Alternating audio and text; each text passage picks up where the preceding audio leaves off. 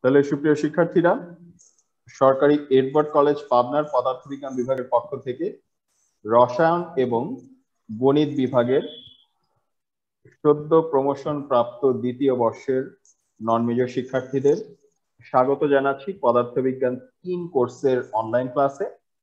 আমাদের এই কোর্সের কোর্স কোড হচ্ছে 222707 এবং কোর্সটির যে শিরোনাম সেটি হচ্ছে তড়িৎ ও আধুনিক পদার্থবিজ্ঞান।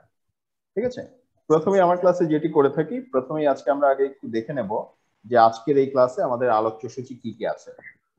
আজকের এই ক্লাসে যেটি হচ্ছে সর্বশেষ নির্দেশনা আমাদের কাছে এসেছে যে তোমরা যেহেতু নতুন অনলাইন ক্লাসে যোগদান করছো, তোমরা অনেকেই হয়তো খবরের কাগজে কিংবা ইন্টারনেটে বা বিভিন্ন উৎসের মাধ্যমে ইতিমধ্যে অবগত আছো, তবুও সাম্প্রতিক কোভিড পরিস্থিতি এবং স্বাস্থ্যবিধির ব্যাপারটি বারবার সবাইকে একটু মনে করিয়ে দেওয়ার দরকার আছে। এটির ব্যাপারে নির্দেশনাও আছে প্রতি ক্লাসে যেন তোমাদের সঙ্গে এই ব্যাপারটি আলোচনা করা হয়, সে কারণে প্রথমেই আমরা সেটি করব। এরপরে আমরা হচ্ছে স্নাতক সম্মান দ্বিতীয় বর্ষের যে পাঠ্যসূচি এবং তোমাদের নন মেজরের জন্য যে পাঠ্যসূচি সেটুকু একটু আলোচনা করব যে কি কি আছে তোমাদের এই বছরের সিলেবাসে। এরপরে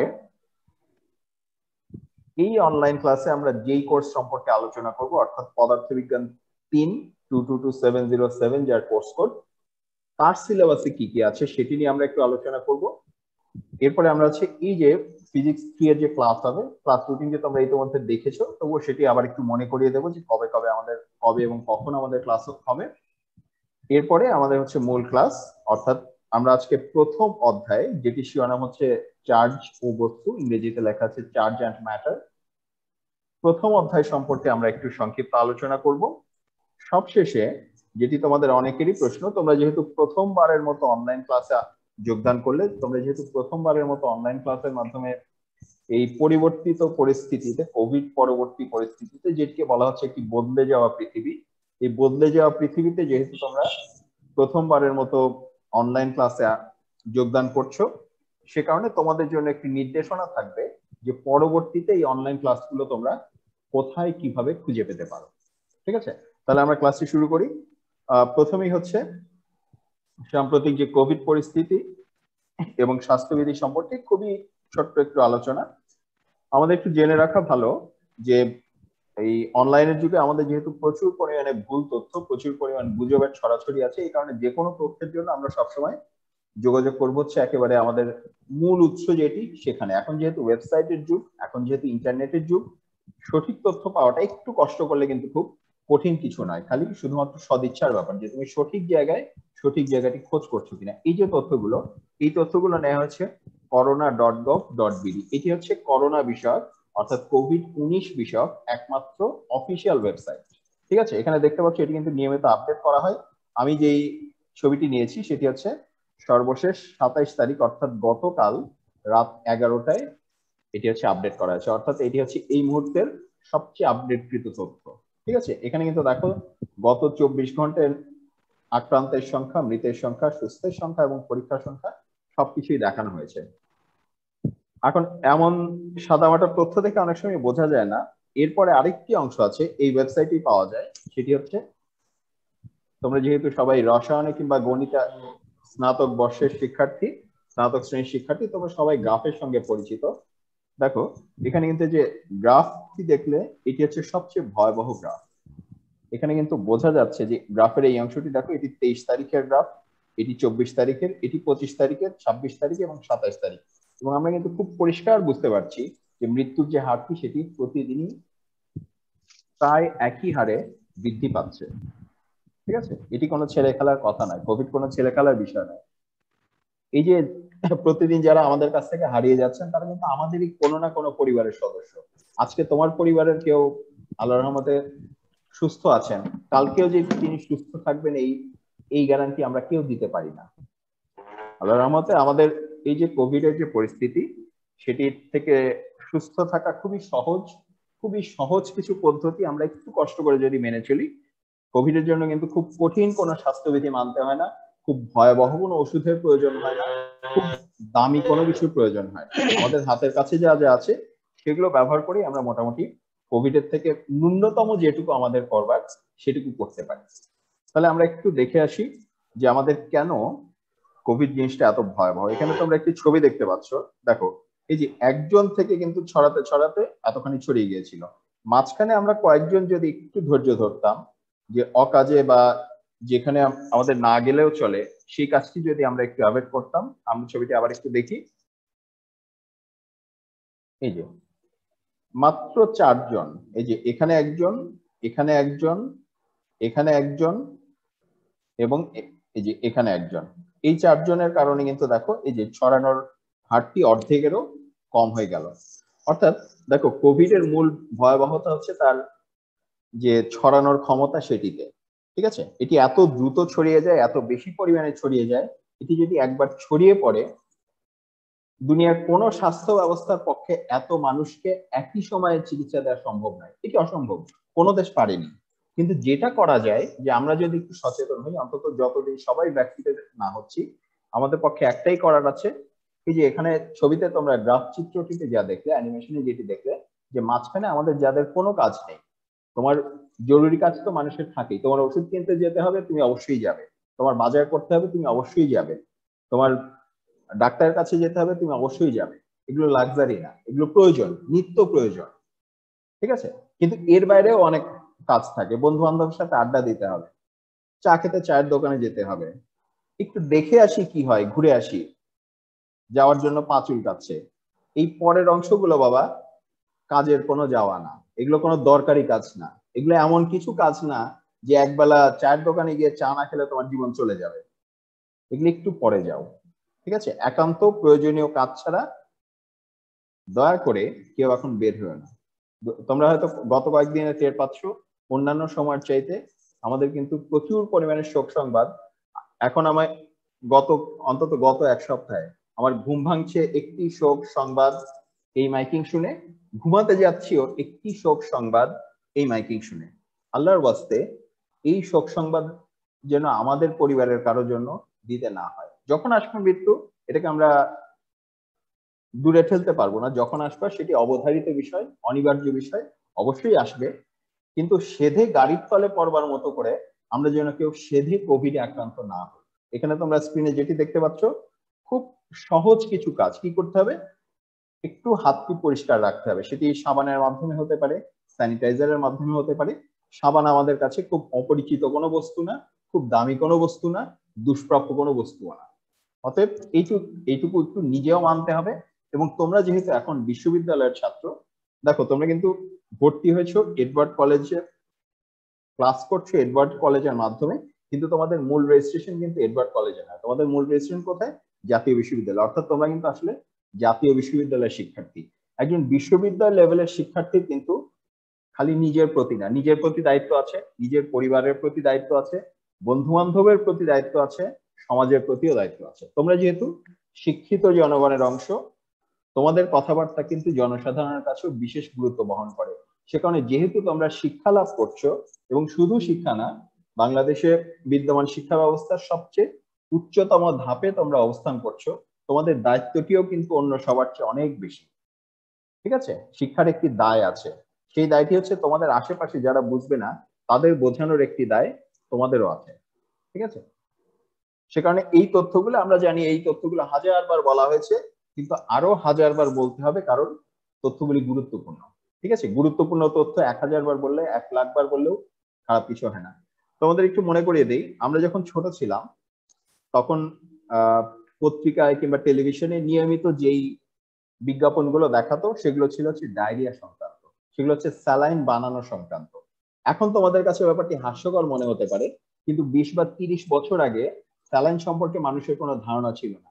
শুধুমাত্র স্যালাইনটি খেলেই যে মানুষ ডায়রিয়ার মতো একটি প্রাণঘাতী রোগের হাত থেকে নিরাপদে বেঁচে যেতে পারে সেই ধারণাটি ছিল না। বারবার বলতে বলতে বলতে বলতে তারপরে একসময় মানুষ এটিতে অভ্যস্ত হয়েছে। মানুষ এখন জানে, মানুষ এখন কাউকে জিজ্ঞাসাও করে না, মানুষের ডায়রিয়া হলে তারা এখন নিজেরাই স্যালাইন গুলিয়ে খেয়ে ফেলে, বেঁচে যায়। অথচ এই ডায়রিয়া কিন্তু একসময় প্রাণঘাতী একটি রোগ ছিল। কেন? কারণ তখন মানুষ জানতো না। কোভিড এর অবস্থাও তাই। কোভিড কিন্তু খুব ভয়াবহ কিছু না, খুব সহজে একে ঠেকিয়ে দেওয়া যায়, খুব সহজেই একটু স্বাস্থ্যবিধি মেনে চললে এর হাত থেকে নিরাপদে থাকা যায়। কিন্তু মুশকিল হচ্ছে এটি যেহেতু প্রচন্ড ছোঁয়াচে, এটি একা পালন করে কোনো লাভ নেই, আশেপাশের সবাইকে নিয়ে মিলেমিশে পালন করতে হবে। সে কারণে আমাদের কি করতে হবে, অল্প কয়েকটা কাজ। একটা হচ্ছে সাবান এবং পানি দিয়ে সবসময় হাত পরিষ্কার রাখতে হবে। খালি নিজে রাখলে চলবে না, তোমরা যেহেতু শিক্ষিত জনগোষ্ঠীর অংশ, তোমাদের দায়িত্ব তোমরা যেটুকু শিক্ষা পেয়েছো সেটি যারা জানে না তাদের কাছে বাণীটি পৌঁছে দেওয়া। ঠিক আছে, এরপরে তোমাদের কি কাজ, যেখানে সেখানে কফ থুতু ইত্যাদি ফেলা যাবে না, কারণ কোভিড ভাইরাস কিন্তু বের হয় বা ছড়ায় মূলত মানুষের মুখ থেকে, কফের মাধ্যমে, হাঁচির মাধ্যমে, কাশির মাধ্যমে। এবং অবশ্যই তোমাদের সারাক্ষণ মাস্ক ব্যবহার করতে হবে, মাস্ক ব্যবহারের কিছু নিয়ম কানুন আছে সেটি মেনে চলতে হবে। এবং যখন এর আগে আমরা বলেছি যে প্রয়োজন তো মানুষের থাকে, বাজারের প্রয়োজন থাকতে পারে, ওষুধ কেনার প্রয়োজন থাকতে পারে, ডাক্তারের কাছে যাওয়ার প্রয়োজন থাকতে পারে, এরকম একান্ত জরুরি প্রয়োজনে যখন বের হবে অবশ্যই যতটুকু সম্ভব, এই যে একজনের থেকে আরেকজন 3 ফুট একটি দূরত্বের কথা আমরা জানি, ন্যূনতম এই দূরত্বটি বজায় রাখবার চেষ্টা করি। ঠিক আছে, যেহেতু আমরা একটি খারাপ পরিস্থিতি পার করছি, এই অল্প কয়েকদিন মানুষের সাথে গলাগুলি কোলাকুলি না করলে এমন কিছু ক্ষতি হবে না। ঠিক আছে,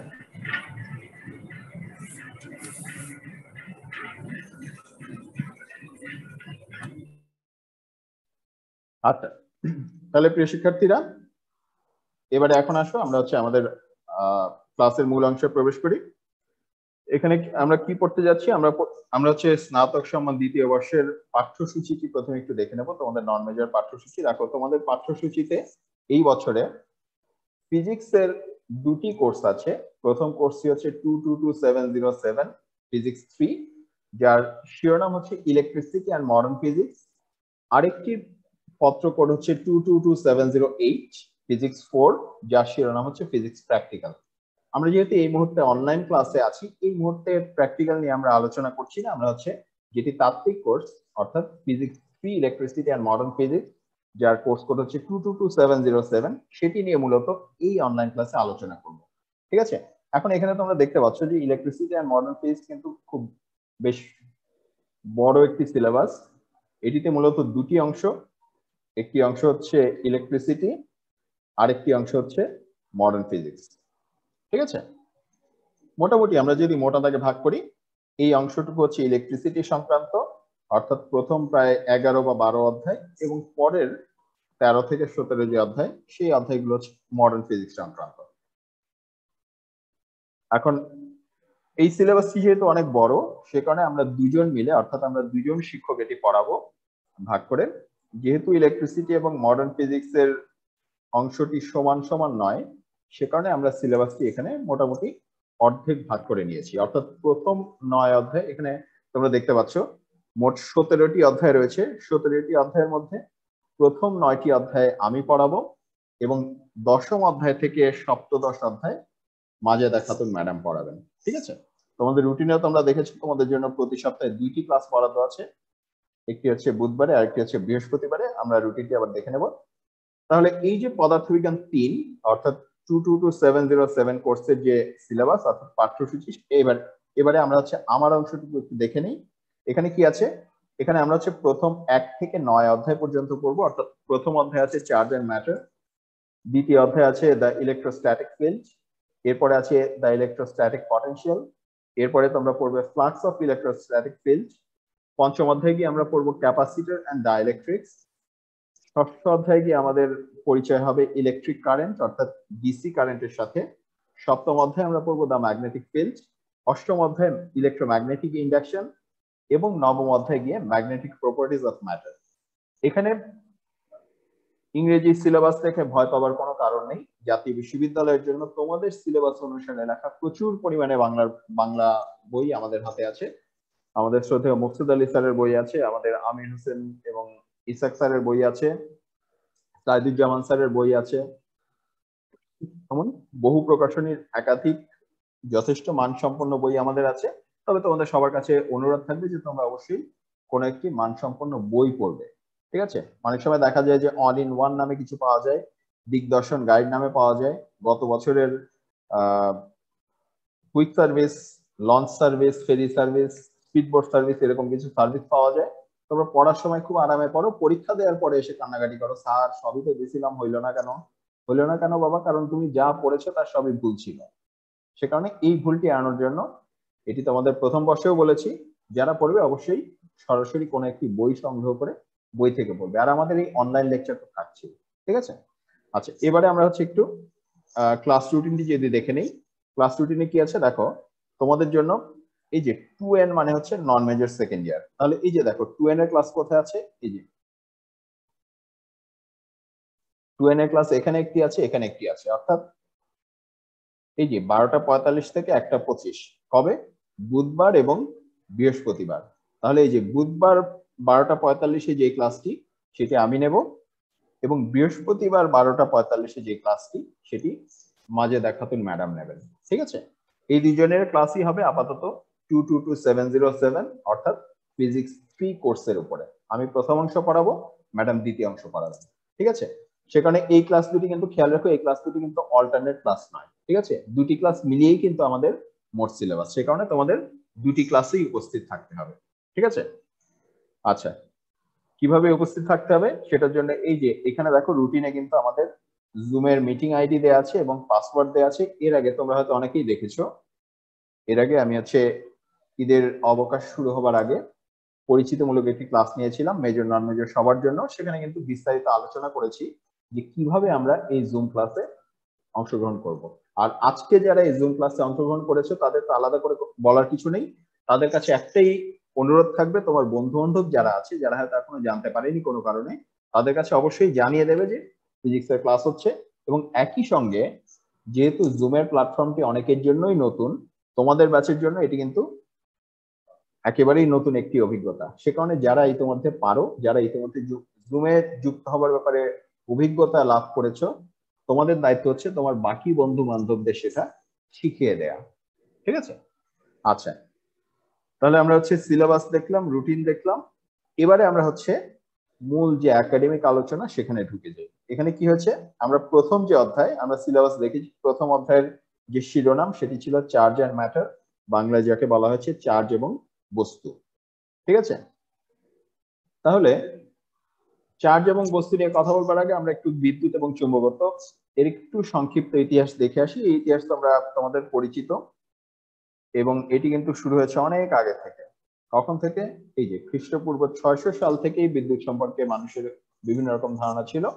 হয়তো খুব বৈজ্ঞানিক ধারণা ছিল না বা খুব উন্নত ধারণা ছিল না, কিন্তু সেই সময় অনুপাতে সেই ধারণাটি কিন্তু তখনও ছিল। তারা কিছু কিছু বিচ্ছিন্ন ঘটনা জানতো, তারা চৌম্বকত্ব সম্পর্কে জানতো, তারা জানতো যে বিশেষ এক ধরনের পাথর পাওয়া যায় যেটি সবসময় উত্তর দক্ষিণ বরাবর ঝুলে থাকে। তারা এটি জানতো যে কিছু বিশেষ কিছু পদার্থকে ঘষা দিলে কিছু একটা হয়, হয়তো খুব বিস্তারিত তারা জানতেন না, কিংবা আকাশের বজ্রপাত দেখে তারা জানতেন হ্যাঁ কিছু একটা ঘটছে। ঠিক আছে, এরকম বিচ্ছিন্ন কিছু ব্যাপার সম্পর্কে কিন্তু তাদের জানা ছিল, তবে এই জানার প্রক্রিয়াটি ছিল খুবই ধীরগতি। 1820 সালের পর থেকে দেখা গেল যে এই জানাশোনায় বা এই ব্যাপারে পড়াশোনায় একটি গতি এসেছিল।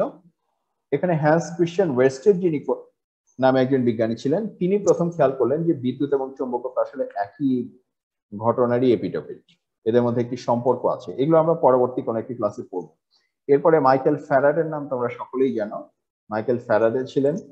চার্লস কুলম নামে একজন বিজ্ঞানী ছিলেন, জেমস ক্লার্ক ম্যাক্সওয়েল নামে একজন বিজ্ঞানী ছিলেন, হেনরিক হার্টস নামে একজন বিজ্ঞানী ছিলেন, আব্রাহাম লরেন্স নামে একজন বিজ্ঞানী ছিলেন। এরা প্রত্যেকেই এই সংক্রান্ত যে জ্ঞান তাকে অনেক আগে চেয়ে উন্নত করেছেন, এবং তাদের গবেষণা কর্মের উপরে ভিত্তি করেই এই যে বিদ্যুৎ এবং চৌম্বকত্ব সংক্রান্ত যে পড়াশোনা সেটি এখনো এগিয়ে যাচ্ছে।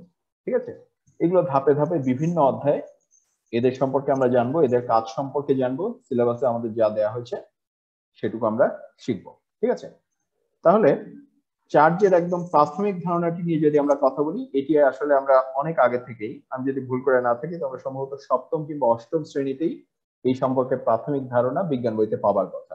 এটি আমরা অনেক আগে থেকেই জানি যে সিল্ক দিয়ে যদি আমরা একটি কাঁচের রডকে কিছুক্ষণ ঘষা দিই তাহলে ওই রডে কিছু চার্জ জমা হয়, সিল্কের কাপড়েও কিছু চার্জ জমা হয়। ঠিক আছে, আবার একটা যদি রাবারের রডকে তুমি পশম দিয়ে ঘষে যদি চার্জিত করো সেটা আবার আরেক রকম চার্জিত হয়। ঠিক আছে, এখন দুইজন যে দুই রকম সেটা বিভিন্ন পরীক্ষা নিরীক্ষা করে আমরা টের পাই, বিভিন্ন পরীক্ষা নিরীক্ষা করে বোঝা যায়। এখন এই যে দুই জাতের পদার্থ, একবার হচ্ছে কাঁচের রড এবং সিল্কের টুকরা, আরেকবার হচ্ছে রাবার রড এবং পশমের টুকরো, এই ক্ষেত্রে কি হয়েছে, এই ক্ষেত্রে হচ্ছে যেই ঘটনাগুলি ঘটে এক ক্ষেত্রে দেখা গেছে আকর্ষণ হয়, আরেক ক্ষেত্রে দেখা যায় যে বিকর্ষণ হয়। অর্থাৎ যদি একই জিনিসকে আমরা যদি কাছাকাছি আনি, একটি কাঁচের রড সিল্ক দিয়ে ঘষার পরে সেটি যদি আরেকটি কাঁচের রড ঘষা সিল্ক দিয়ে আরেকটি কাঁচের রডের পাশাপাশি আনি, অর্থাৎ একই ধরনের দুটি জিনিস আনি, তারা পরস্পর বিকর্ষণ করে। আবার দুই জাতের দুটি জিনিস, অর্থাৎ একটি কাঁচের রড এবং একটি রাবারের রডকে যদি আমরা আবার দুই ভিন্ন জিনিস দিয়ে ঘষাঘষি করার পরে কাছে আনি, দেখা যায় তারা হচ্ছে আকর্ষণ করছে। ঠিক আছে, তাহলে এই যে দুইবারে দুই রকম ঘটলো, এখান থেকে আমরা একটি ধারণা পাই যে প্রথম কথা হচ্ছে এমনি সময় কিন্তু কাঁচের রড বা রাবারের রড কিন্তু চার্জিত ছিল না। কখন চার্জিত হয়েছে? যখন আমরা তাদেরকে সিল্কের কাপড় দেয়া কিংবা পশম দ্বারা ঘষা দিয়েছি। ঠিক আছে, তাহলে কোন রডকে যখন ঘষা দেয়া হয় তখন তাতে চার্জের উদ্ভব হয়, এটা হচ্ছে ঘটনার শুরু। এবং এই যে কাঁচ রড এবং রাবার রডে আমরা দেখেছি যে একই জাতের জিনিসে আকর্ষণ হয়, ভিন্ন ভিন্ন জাতের জিনিসে বিকর্ষণ হয়। তার মানে এখানে মিনিমাম দুই রকম জিনিস রয়েছে, দুই রকম চার্জ রয়েছে। তাহলে এই যে কাঁচ রডে এবং রাবার রডে ভিন্ন ধরনের চার্জের উদ্ভব হয়েছে। ঠিক আছে, আচ্ছা, তাহলে এই পর্যন্ত আমরা এই ছিল চার্জের প্রাথমিক ধারণা। এখন এখান থেকেই কিন্তু আমরা আবার টের পেলাম কি যে চার্জ আসলে দুই রকম। এখন আমরা যেহেতু পরমাণু সম্পর্কে জানি, একদম প্রাচীন আমলের মানুষ যারা ছিলেন, প্রাচীন আমলের বিজ্ঞানীরা যারা ছিলেন, তারা হচ্ছে এই যে এই ঘষের দুই রকম পাওয়া যায় এই পর্যন্তই বুঝেছিলেন। ঠিক আছে, তার খুব বিস্তারিত উৎস বা বিস্তারিত বিবরণ তারা পাননি। এখন আমরা কিন্তু যেহেতু আমরা ইতিমধ্যে পরমাণু সম্পর্কে জানি, ইলেকট্রন সম্পর্কে জানি, প্রোটন সম্পর্কে জানি, এখন কিন্তু আমরা এর তাত্ত্বিক ব্যাখ্যাটিও জানি। ঠিক আছে, আমরা এটি জানি যে পদার্থে যে পরমাণুগুলো থাকে তার মধ্যে একদম কেন্দ্রে থাকে নিউক্লিয়াস, নিউক্লিয়াসের মধ্যে প্রোটন আছে, নিউট্রন আছে, নিউট্রনের কোনো চার্জ নেই, আর প্রোটন হচ্ছে পজিটিভ চার্জে চার্জিত। এবং একইভাবে পদার্থের যে কোনো পরমাণুর একদম বাইরের যে অংশ, সেখানে আমরা জানি সেখানে হচ্ছে ইলেকট্রন অবস্থান করে এবং সেই ইলেকট্রনগুলি আবার নেগেটিভ চার্জিত। এখন প্রোটনের তুলনায় ইলেকট্রন হচ্ছে অনেক হালকা একটি বস্তু। ঠিক আছে, এখন যতক্ষণ পর্যন্ত একটা পরমাণুতে ইলেকট্রন এবং প্রোটন সমান সমান আছে ততক্ষণ কোনো সমস্যা নেই। তোমরা বিশেষ করে যারা রসায়নের শিক্ষার্থী এখানে আছো, তারা বরং আমাদের চেয়ে অনেক ভালো জানো যে পরমাণুর গঠনটি কেমন, এবং এটি তোমরা অনেক আগে থেকেই জানো যে সাধারণভাবে পরমাণুতে ঠিক যতটি প্রোটন ঠিক ততটি ইলেকট্রনই থাকে। যেহেতু এদের চার্জ সমান, সে কারণে প্রোটন এবং ইলেকট্রনের চার্জের কারণে কিন্তু একটি চার্জের সমতা বজায় থাকে। এখন এই চার্জের সমতা কখন ক্ষুণ্ণ হয়? চার্জের সমতা ক্ষুণ্ণ হয়েছে ওই যে একটু আগে আমরা ঘষা দেওয়ার কথা বলেছিলাম। ঘষা দিলে কি হয়? ঘষা দিলে হচ্ছে ধরো ধুলা মোছার মতো, আমরা কোনো একটি ধুলাযুক্ত বস্তুর উপরে যদি একটি ন্যাকড়া দিয়ে ঘষা দিই, দেখা যাবে বস্তুটি বস্তুর মতো থাকলো, ধুলাটি যেহেতু হালকা সেটি ছুটে চলে গেল। পদার্থের ক্ষেত্রেও একই রকম ব্যাপারই ঘটে। তুমি যখন একটি পরমাণুর উপরের অংশে ঘষা দাও, দেখা যায় ইলেকট্রন যেহেতু হালকা, ইলেকট্রন হচ্ছে ধুলার মতো করে অন্য স্থানে চলে যায়। এখন যখনই ইলেকট্রন চলে যাচ্ছে, ইলেকট্রন চলে যাওয়ার মানে কিন্তু এই যে চার্জ আগে সমান সমান ছিল, একটি সমতা ছিল, এই সমতাটি তখন আর থাকছে না, কম বেশি হয়ে যাচ্ছে, হয় প্রোটন বেশি হয়ে যাচ্ছে না ইলেকট্রন বেশি হয়ে যাচ্ছে। এই যে প্রোটন কিংবা ইলেকট্রন বেশি হয়ে যাওয়ার যে ঘটনা, এটি হচ্ছে আসলে চার্জের উদ্ভব হওয়ার মূল উৎস।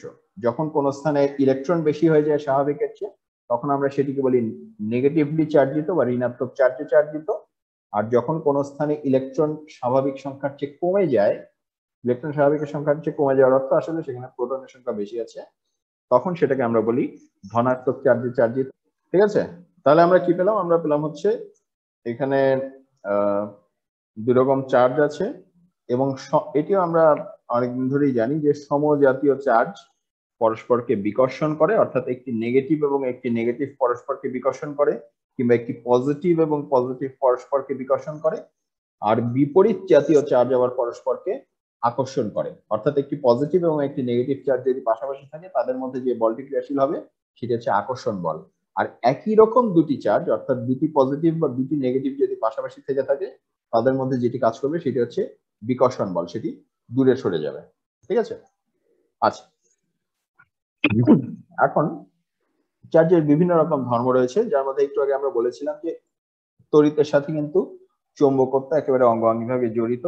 তাহলে ইলেকট্রিক চার্জ যখন কোনো চৌম্বক ক্ষেত্রের মধ্যে দিয়ে গতিশীল হয়, সেটি কিন্তু বল প্রয়োগের মাধ্যমে বিভিন্ন রকম প্রতিক্রিয়া প্রদর্শন করে থাকে। ঠিক আছে, এখন এটি হচ্ছে মূলত ইলেকট্রিক চার্জের মূল সংজ্ঞা, যে ইলেকট্রিক চার্জ হচ্ছে কতিপয় মৌল কণার এমন একটি ধর্ম যা তাদেরকে পরস্পরের উপরে বল প্রয়োগ করায়। ঠিক আছে,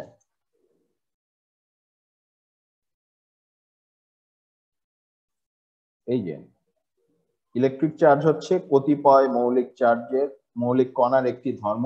মৌলিক কণা কারা? এই যে প্রোটন একটি মৌলিক কণা, ইলেকট্রন একটি মৌলিক কণা, এদের এমন একটি ধর্ম যা তাদের পরস্পরের উপরে বল প্রয়োগ করে। এখন বলটি বিভিন্ন রকম হতে পারে, একটি চার্জের উপরে আরেকটি চার্জের বল হতে পারে, একটি চার্জের উপরে তড়িৎ ক্ষেত্রের বল হতে পারে, একটি চার্জের উপরে চৌম্বক ক্ষেত্রের বল হতে পারে। এরকম বিভিন্ন উৎস থেকে বল আসতে পারে, কিন্তু সেই বলের প্রযুক্ত হবার মূল উৎস কোনটি? সেটি হচ্ছে চার্জ নামের একটি ধর্ম। ঠিক আছে, এখন চার্জের প্রতীক হিসাবে আমরা যেটি ব্যবহার করি সেটি হচ্ছে ইংরেজি অক্ষর কিউ ব্যবহার করা হয়ে থাকে। ঠিক আছে, আর এসআই এককে ইলেকট্রিক চার্জের যে একক সেটি হচ্ছে সবাই জানি, সেই চার্জের এককটি হচ্ছে কুলম্ব, এবং কুলম্ব একক অনুসারে ইলেকট্রনের চার্জ, এটি আমাদের বিভিন্ন সময় বারবার কাজে লাগবে, একটি ইলেকট্রনের চার্জের পরিমাণ হচ্ছে 1.602192 ইন্টু 10⁻⁻19 কুলম্ব। ঠিক আছে, সংক্ষেপে আমরা এটিকে 1.6 ইন্টু 10⁻⁻19 কুলম্ব হিসাবে ব্যবহার করে থাকি। ঠিক আছে, আচ্ছা, তাহলে এরপরে এখন আরেকটি ধারণা আমাদের জানা প্রয়োজন প্রথমেই, সেটা হচ্ছে বিন্দু চার্জ কাকে বলে।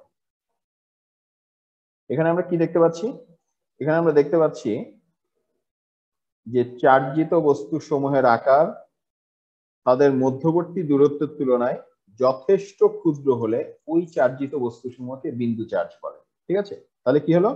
চার্জিত যে বস্তুগুলো তাদের যে আকার সেটি যদি মধ্যবর্তী দূরত্বের তুলনায় অনেক অনেক অনেক বেশি ক্ষুদ্র হয়, তখন ওই চার্জিত বস্তুকে আমরা বিন্দু চার্জ বলবো। ঠিক আছে, মনে করো একটা চার্জিত ফুটবল এখানে আছে, আমার ডান হাতে একটা চার্জিত ফুটবল আছে, বাম হাতে আরেকটা চার্জিত ফুটবল আছে, দুই হাতে আমি দুইটা বল নিয়ে, এই এত বড় সাইজের দুইটা বল নিয়ে বসে আছি, তাদের দূরত্ব, তাদের আকৃতির প্রায় সমান সমান, এদেরকে আমরা কোনোভাবেই বিন্দু চার্জ বলতে পারবো না। ঠিক আছে, কিন্তু আমার ধরো আমি ডান হাতে একটা ইলেকট্রন নিলাম, বাম হাতে একটা ইলেকট্রন নিলাম, হ্যাঁ অবশ্যই আমরা ইলেকট্রন খালি চোখে দেখতে পারবো না, মনে করো নিলাম। এখন ইলেকট্রনের সাইজ এতই ছোট যে তাদের তুলনায় এই আমার ডান হাত আর বাম হাতের মধ্যবর্তী যে দূরত্ব সেটা অনেক বেশি। এখন আমরা এই ইলেকট্রনটাকে কিন্তু বিন্দু চার্জ বলতে পারি। কিংবা আবার এমনও হতে পারে যে তুমি যে ফুটবলের মধ্যে চার্জিত করে একটি ফুটবল রাখলে এখানে, আরেকটি ফুটবল নিয়ে গেলে চাঁদে, এখন ফুটবলের আকৃতির তুলনায় তাদের মাঝখানের দূরত্ব অনেক বেশি হলো না, এবারে কিন্তু আমরা এই ফুটবল গুলোকেও বিন্দু চার্জ বলে ধরে নিতে পারি। তাহলে কি হবে? চার্জিত বস্তু সমূহের আকারের তুলনায় যদি মধ্যবর্তী দূরত্ব অনেক বেশি হয়, কিংবা উল্টা করে বললে যে মধ্যবর্তী দূরত্বের তুলনায় চার্জিত বস্তুর আকার যদি খুবই ক্ষুদ্র হয়, যথেষ্ট ক্ষুদ্র হয়, তখন ওই চার্জিত বস্তুকে আমরা বিন্দু চার্জ করবো। ঠিক আছে, বিন্দু চার্জ মানে যে আক্ষরিক অর্থে বিন্দু হতেই হবে এমন কিন্তু কোনো কথা নেই, বড় বস্তুও হতে পারে যদি এমন হয় যে তার দূরত্ব অনেক বেশি। ঠিক আছে, আচ্ছা, তাহলে এরপরের আলোচনায় আমরা যেগুলো নিয়ে কথা বলবো, যদি অন্য কিছু বলা না থাকে সেগুলো অবশ্যই, আলাদা করে কিছু বলা না থাকলে বিন্দু চার্জই হবে। ঠিক আছে,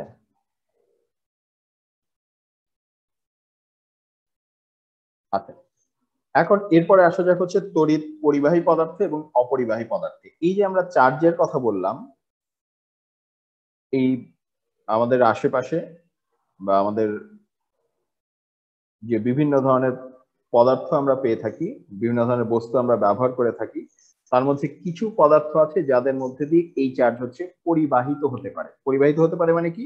কিছু চার্জ আছে যারা এই পদার্থের মধ্যে দিয়ে এক প্রান্ত থেকে আরেক প্রান্তে দৌড় দিতে পারে, যারা যেই পদার্থগুলো এই সুযোগটা দেয় তাদেরকে বলা হয় পরিবাহী পদার্থ।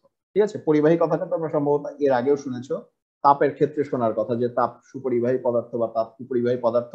একইভাবে এটা যেহেতু আমাদের তড়িৎ পরিবাহিতার সাপেক্ষে বলছি, এদেরকে শুধু পরিবাহী না বলে আসলে তড়িৎ পরিবাহী বললে আরো ভালো হয়, সংক্ষেপে আমরা বলবো পরিবাহী। ঠিক আছে, যেমন ধাতব পদার্থ হচ্ছে পরিবাহী পদার্থ। আবার যাদের মধ্যে দিয়ে চার্জ প্রবাহিত হতে পারে না তাদেরকে আমরা বলে থাকি হচ্ছে অপরিবাহী পদার্থ। যেমন কাঁচ হচ্ছে অপরিবাহী পদার্থ, রাবার অপরিবাহী পদার্থ, প্লাস্টিক অপরিবাহী পদার্থ, ঠিক আছে, এদের মধ্যে দিয়ে তড়িৎ পরিবাহিত হয় না। আবার এর মাঝামাঝিও একটা জিনিস আছে যেটা হচ্ছে অর্ধপরিবাহী বা সেমিকন্ডাক্টর। এগুলো প্রচুর পরিমাণে ব্যবহৃত হয় হচ্ছে এই যে এই যন্ত্রটিতে, মোবাইল ফোনে। পরিবাহী নামে এক ধরনের পদার্থ আছে, অপরিবাহী নামে এক ধরনের পদার্থ আছে, আর এদের মাঝামাঝি আরেক ধরনের পদার্থ আছে যাদের নাম হচ্ছে অর্ধপরিবাহী বা সেমিকন্ডাক্টর। পরিবাহী হচ্ছে তারা যাদের মধ্যে দিয়ে চার্জ খুব সহজে প্রবাহিত হতে পারে। অপরিবাহী হচ্ছে তারা যেসব পদার্থের মধ্যে দিয়ে বৈদ্যুতিক চার্জ প্রবাহিত হতে পারে না, ঠিক আছে। আর অর্ধপরিবাহী হচ্ছে মাঝামাঝি, তারা এই নৌকাতেও পা দেয়, ওই নৌকাতেও পা দেয়। অল্প মাত্রায় কারেন্ট প্রবাহিত হয় এবং খুব সহজে এদের আবার এই প্রবাহের পরিমাণ হ্রাস বৃদ্ধি করা যায়। এটি আমরা ইলেকট্রনিক্স হিসেবে আলাদাভাবেই পড়বো, ঠিক আছে। আর এখানে একদম শেষে তোমরা দেখতে পাচ্ছ যে এদের ধর্ম সম্পর্কে একটু বলা হয়েছে যে তাপমাত্রা বৃদ্ধি পেলে অর্ধপরিবাহীর ক্ষেত্রে পরিবাহিতা বৃদ্ধি পায়, আর পরিবাহী বা অপরিবাহীর ক্ষেত্রে পরিবাহিতা হ্রাস পায়, ঠিক আছে। আচ্ছা, তাহলে আমরা হচ্ছে তড়িৎ পরিবাহী এবং অপরিবাহী পদার্থ সম্পর্কে জানলাম। এবারে হচ্ছে দেখো, এবারে খুব গুরুত্বপূর্ণ একটি অংশ। এখানে প্রথম অংশটিতে বলা হয়েছে যে চার্জের কোয়ান্টায়ন, ঠিক আছে। কোয়ান্টায়ন মানে কি? কোয়ান্টা শব্দের অর্থ হচ্ছে সুনির্দিষ্ট অংশ। এটি যারা বোর্ডের পরমাণু মডেল অতীতে পড়ে এসছো তারা জানো যে পদার্থে ইলেকট্রন গুলো যেটা, বিশেষ করে রসায়নে যারা আছো তারা কোয়ান্টাম শব্দটির এবং কোয়ান্টা শব্দটির সাথে সম্ভবত পরিচিত। তোমরা সবাই জানো যে শক্তি বা আরো অনেক কিছুই কিন্তু কোয়ান্টাইত, অর্থাৎ এটা হচ্ছে প্যাকেট প্যাকেট আকারে আসে, নিরবিচ্ছিন্ন ভাবে আসে না। এই বাবা, এরপরে যদি কাউকে স্ক্রিনে দাগ দিতে দেখি তাকে কিন্তু ক্লাস থেকে আপাতত আজকের মতো বন্ধ করে দিতে পারি, ঠিক আছে।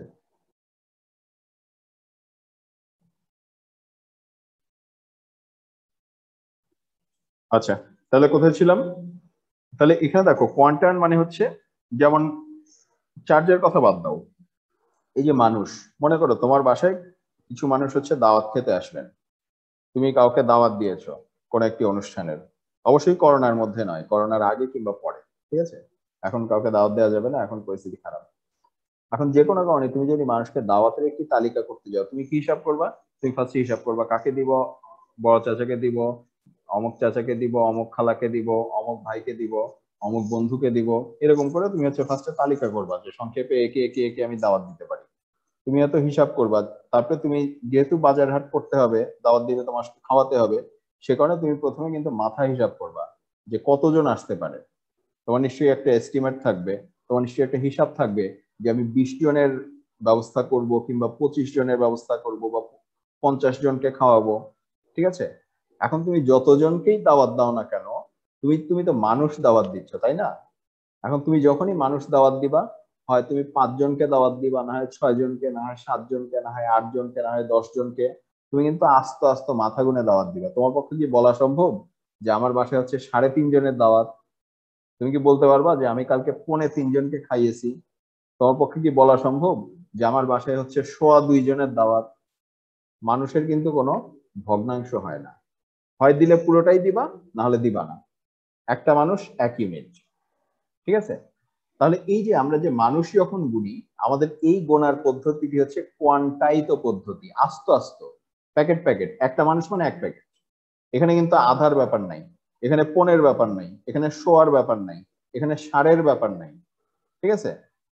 3.5 জন মানুষ হয় না, 4.25 জন মানুষ হয় না, 4.5 জন মানুষ হয় না, 5.5 জন মানুষ হয় না, 10.25 জন মানুষ হয় না, হয় হলে কি হবে, হয় একজন হবে, না হয় 2 জন হবে, না হয় 3 জন হবে, এরকম একটা একটা একটা করে, ঠিক আছে। অর্থাৎ এই যে আমরা যে মানুষ গুনছি, মানুষ কিন্তু কোয়ান্টাইত, হয় একজন, না হয় 2 জন, না হয় 3 জন, এর মাঝামাঝি আর কিছু নাই, ঠিক আছে। এখন যে কোনো ক্ষেত্রেই যখন কোনো একটি নির্দিষ্ট জিনিস এরকম কোন একটা নির্দিষ্ট ন্যূনতম মানের পূর্ণ গুণিতক হয়, এই ঘটনাটিকে আমরা বলি হচ্ছে কোয়ান্টাইত হওয়া বা কোয়ান্টায়ন। চার্জের ক্ষেত্রে এই ঘটনাটি ঘটে। চার্জের ক্ষেত্রে দেখো, মানুষের ক্ষেত্রে যেরকম আমরা একটা করে মাথা গুনি, চার্জের সেরকম একটা মিনিমাম মান আছে, মিনিমাম পরিমাণ আছে। সেই পরিমাণটা হচ্ছে ইলেকট্রনের চার্জের সমান, অর্থাৎ একটু আগে আমরা দেখে এসেছি, এর মান হচ্ছে 1.6 × 10⁻⁻19 কুলম্ব। অর্থাৎ যে কোনো বস্তুর চার্জকে তুমি সবসময় কিউ সমান সমান এন ই, যেখানে এন হচ্ছে একটা পূর্ণ সংখ্যা 1 2 3 এরকম, এন ই কুলম এই আকারে লিখতে পারবা। ঠিক আছে, তার মানে তুমি হচ্ছে তুমি যে কোনো বস্তুতে যদি চার্জ থাকে সেটা হয় 1.6 × 10⁻⁻19 হবে, অথবা এর ডাবল হবে 3.2 হবে, নাহলে 3 গুণ হবে অর্থাৎ 4.8 × 10⁻19 হবে, কিন্তু এর মাঝামাঝি কিছু সম্ভব না। ঠিক আছে, 1.5টা ইলেকট্রনের সমান চার্জ তুমি কোথাও পাবা না, 2.5টা ইলেকট্রনের সমান চার্জ তুমি কোথাও পাবা না, 2.25টা ইলেকট্রনের সমান চার্জ তুমি কোথাও পাবা না। হয় একটা সমান পাবা, না হয় 2টা সমান পাবা, না হয় 3টা সমান পাবা, এরকম পূর্ণ গুণিতক আকারে তুমি পাবা। ঠিক আছে, এই যে চার্জিত বস্তু যে ইলেকট্রনের চার্জের পূর্ণ গুণিতক হিসাবে অবস্থান করে, এই ঘটনাটার নাম হচ্ছে চার্জের কোয়ান্টাইজেশন বা চার্জের কোয়ান্টাম। এবং এই যে ধর্মটা, এই ধর্মের কারণে বলা হয় যে চার্জ হচ্ছে কোয়ান্টাইত বা কোয়ান্টাইজড। ঠিক আছে, আচ্ছা, এরপরে আবার আরেকটি অংশ আছে, দেখো সেটি হচ্ছে কি বলা হলো, চার্জের নিত্যতা। চার্জের নিত্যতা হচ্ছে আমার একটা ধারণা, নিত্যতা কথাটি পদার্থবিজ্ঞানে আমরা বহুবার শিখে এসেছি। সাধারণত আমরা শক্তির নিত্যতা, ভরের নিত্যতা ইত্যাদি জেনে এসেছি। একই রকম যে কোনো নিত্যতা সূত্রের বিবৃতিটি একই রকম, যে যেই জিনিসের নিত্যতা যদি অমুকের নিত্যতা সূত্র হয়, সেটির ভাষ্য হবে এরকম যে অমুকের সৃষ্টি বা ধ্বংস হয় না, কিন্তু অমুক এক স্থান থেকে অন্য স্থানে স্থানান্তরিত হতে পারে। এখানে দেখো, এখানে অমুকের নাম হচ্ছে চার্জ, যেহেতু চার্জের নিত্যতা, সে কারণে আমরা এখানে বলবো যে চার্জ সৃষ্টি বা ধ্বংস হয় না, তবে এক বস্তু থেকে অন্য বস্তুতে স্থানান্তরিত হয়। ওই যে আমরা যেখান থেকে ক্লাস শুরু করেছিলাম, যে কাঁচের দণ্ডের সাথে তুমি যখন রেশমি কাপড়ের ঘষাঘষিটা করবা, তখন কি হবে, কাঁচের দণ্ড থেকে ঠিক যেই পরিমাণে ইলেকট্রন ছুটে আসবে বা অতিরিক্ত চলে আসবে, রেশমি কাপড়ে ঠিক উল্টো ঘটনাটা ঘটবে। অর্থাৎ এই যে কাঁচের দণ্ডে যে পরিমাণ পজিটিভ চার্জের উৎপত্তি হবে, রেশমি কাপড়েও ঠিক সম পরিমাণ নেগেটিভ চার্জেরই উদ্ভব হবে। অর্থাৎ এক স্থান থেকে অন্য স্থানে গেল, মোট পরিমাণ কিন্তু কমেও নাই বাড়েও নাই, সৃষ্টিও হয় নাই ধ্বংসও হয় নাই। ঠিক আছে, অর্থাৎ ঘর্ষণের ফলে চার্জের সৃষ্টিও হয় না, ধ্বংসও হয় না, কিন্তু এক বস্তু থেকে আরেক বস্তুতে স্থানান্তরিত হয়। সে কারণে আমরা দেখি যে এক স্থানে চার্জ বৃদ্ধি পাচ্ছে, আরেক স্থানে চার্জ কমে যাচ্ছে। এক স্থানে যদি চার্জ বৃদ্ধি পায়, তার মানে নিশ্চয়ই সম পরিমাণ চার্জ আশেপাশে অন্য কোথাও না কোথাও কমে গেছে। ঠিক আছে, এই ঘটনাকে বলা হচ্ছে চার্জের রক্ষণশীলতা, এবং এই কারণে চার্জকে বলা হয় চার্জ হচ্ছে রক্ষণশীল বা চার্জ ইজ কনজার্ভড। ঠিক আছে, এটি হচ্ছে চার্জের নিত্যতার ধারণা। ক্লিয়ার? এই পর্যন্ত কি সবাই ক্লিয়ার?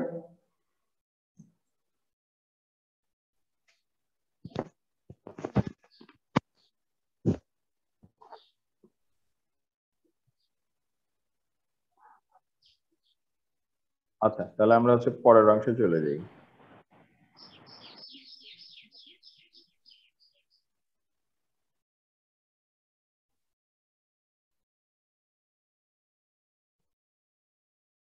আচ্ছা, এই যে এখন পদার্থবিজ্ঞানে দেখো, যে কোনো কিছুই আমাদের হচ্ছে অবশ্যই পরিমাপ যোগ্য হতে হবে, পরিমাপ করতে হবে, এবং পরিমাপ করে তার সাথে এক রাশির সঙ্গে আমরা আরেক রাশির সম্পর্ক স্থাপন করতে পছন্দ করি। পদার্থবিজ্ঞানের ভাষায় এর নাম হচ্ছে সূত্র। যে কোনো একটা ঘটনা ঘটে, ওকে ফাইন, ঘটনাটা কিভাবে ঘটে, কি কি নিয়ম মেনে ঘটে, কি কি মাপলে আমি সেই ঘটনা সম্পর্কে এক রাশির সাথে আরেক রাশির সম্পর্ক স্থাপন করতে পারবো, এইগুলা নিয়ে বিজ্ঞানীদের সারাক্ষণ মাথা ব্যথা থাকে। তো সেই কারণে তারা আমাদের কাজ কমিয়ে দেন, তারা নিজেরাই, বিজ্ঞানীরা সাধারণত বিভিন্ন জিনিস, এই যে আমরা এখন চার্জের ধারণা নিয়ে কথা বললাম, আমরা কয়েকটা জিনিস কিন্তু এতক্ষণে জেনে গেছি। কি জেনে গেছি? প্রথমত আমরা জেনে গেছি যে চার্জ নামে একটা ব্যাপার পৃথিবীতে আছে। আমরা এটাও জেনে গেছি যে চার্জ দুই রকম। আমরা এটাও জেনে গেছি যে চার্জের সাথে আবার বলের একটা সম্পর্ক আছে, সেটা আকর্ষণ হতে পারে, বিকর্ষণ হতে পারে। এই তিনটা জিনিস আমরা ক্লাস করে এতক্ষণ জেনেছি, বা অনেক হয়তো আগেই জানতে। ঠিক আছে, এখন শুধুমাত্র এই ঘটনাগুলি জানাই কিন্তু যথেষ্ট না। এরপরে কি করতে হবে? এরপরে এই যে ঘটনাগুলি আমরা জানলাম, সেই ঘটনাগুলি আবার বিজ্ঞানীরা কোন একটি সূত্রের মাধ্যমে গাণিতিক আকারে প্রকাশ করার চেষ্টা করবে। এখন চার্জ সংক্রান্ত যে সূত্র, সেটি দিয়েছিলেন বিজ্ঞানী Augustin Coulomb, Charles Augustin Coulomb. তার নামানুসারে এই সূত্রটির নাম হচ্ছে কুলামের সূত্র। ঠিক আছে, বাংলা লেখাটি দেখে অনেক সময় কুলম্ব বলতে ইচ্ছা করে, এটির উচ্চারণ কিন্তু কুলম্ব নয়। ঠিক আছে, এটি উচ্চারণ হচ্ছে কুলাম। আচ্ছা, তাহলে দেখো কুলামের সূত্র যেটি, সেটি আমরা আমার ধারণা অনেক আগে থেকেই পড়ে এসেছি। আমরা হচ্ছে মাধ্যমিক পর্যায়ে এবং উচ্চ মাধ্যমিক পর্যায়ে পড়ে আসার কথা, আমরা এটি ইতিমধ্যে জানি, আবার একটু মনে করে নেব। ঠিক আছে, এখানে বলা হয়েছে যে দুটি তড়িৎ চার্জের মধ্যে যে আকর্ষণ বা বিকর্ষণ বল ক্রিয়া করে সেটি ওই চার্জ দ্বয়ের মানের গুণফলের সমানুপাতিক এবং তাদের মধ্যকার দূরত্বের বর্গের ব্যস্তানুপাতিক। এই যে এটি হচ্ছে কুলম্বের সূত্রের বিবৃতি। কি বলা হলো? দুটি তড়িৎ চার্জের মধ্যকার যে আকর্ষণ বা বিকর্ষণ যাই হোক, যেই বলটি ক্রিয়া করে সেই বলের পরিমাণ ওই চার্জ দ্বয়ের মানের গুণফলের সমানুপাতিক। অর্থাৎ চার্জের মান যদি বেশি হয় আমার বলের মান বেশি হবে। আর কি বলা হয়েছে? মধ্যকার দূরত্বের বর্গের ব্যস্তানুপাতিক। ব্যস্তানুপাত মানে হচ্ছে উল্টাটা, অর্থাৎ দূরত্ব যত বাড়বে আকর্ষণ বা বিকর্ষণ যাই হোক বলের মান তত কমবে। এই কারণে, এবং এটি কিন্তু সরাসরি দূরত্বের না, দূরত্বের বর্গের সাথে ব্যস্তানুপাতিক। অর্থাৎ দূরত্ব যদি আর হয় এর সম্পর্কটি কিন্তু আর স্কোয়ারের সাথে, আর এর সঙ্গে নয়। ঠিক আছে, এবং সেটি আবার ব্যস্তানুপাতিক। সে কারণে একে তড়িতের ব্যস্ত বর্গের সূত্র বা ইনভার্স স্কোয়ার ল বলা হয়। ঠিক আছে, এখন কি হলো? এখন মনে করি এটা যদি আমরা এখন একটু গাণিতিক আকারে প্রকাশ করতে যাই, এই যে এখানে তোমরা ছবি দেখতে পাচ্ছ, কি পাচ্ছ? এখানে Q1 একটি বিন্দু চার্জ, Q2 আরেকটি বিন্দু চার্জ, এদের মধ্যবর্তী যে দূরত্ব তাকে D দ্বারা চিহ্নিত করা হয়েছে। তাহলে এই যে মনে করলাম Q1 এবং Q2 পরিমাণ চার্জিত দুটি বস্তুর মধ্যকার দূরত্ব D এবং তাদের মধ্য পরস্পরের উপর হচ্ছে F মানের একটি বল প্রয়োগ হচ্ছে। অর্থাৎ এই যে এদের মধ্যে যে আকর্ষণ বা বিকর্ষণ যাই থাকুক যেটা আছে সেটার মান হচ্ছে F। তাহলে কুলম্বের সূত্র অনুসারে আমরা কি পেয়েছি? এখানে দুটি অংশ পেয়েছি। একটা হচ্ছে এই অংশ, যে তা হচ্ছে চার্জ দ্বয়ের মানের গুণফলের সমানুপাতিক, এটা হচ্ছে একটা অংশ। আরেকটা অংশ কোন অংশ? সেটা হচ্ছে তাদের মধ্যকার দূরত্বের বর্গের ব্যস্তানুপাতিক, এটা হচ্ছে আরেকটা অংশ। ঠিক আছে, তাহলে কি হলো? চার্জ দ্বয়ের মানের গুণফলের সমানুপাতিক, দূরত্বের বর্গের ব্যস্তানুপাতিক।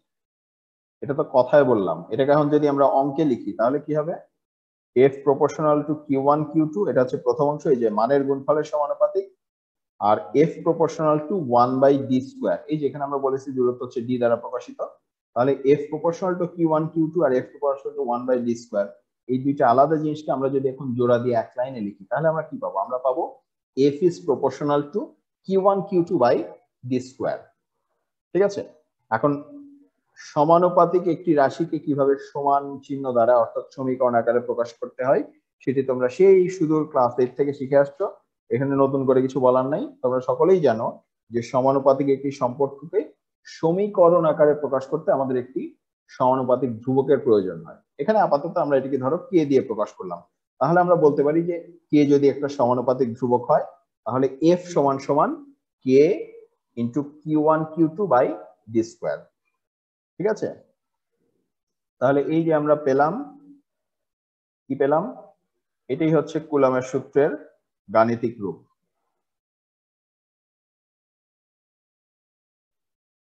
এই যে এটা হচ্ছে আমাদের কুলম্বের সূত্রের গাণিতিক রূপ, যে F সমান সমান K into Q1 Q2 by D square.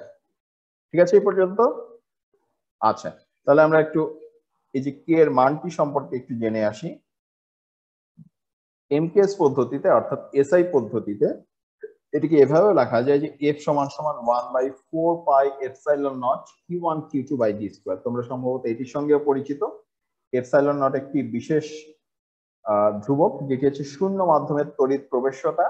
এটি এপসাইলন নট যে রাশিটি সেটির মান হচ্ছে 8.85418 ইন্টু 10 টু দি মাইনাস 12, আর এটি আছে 1/4 পাই এপসাইলন নট, যেটি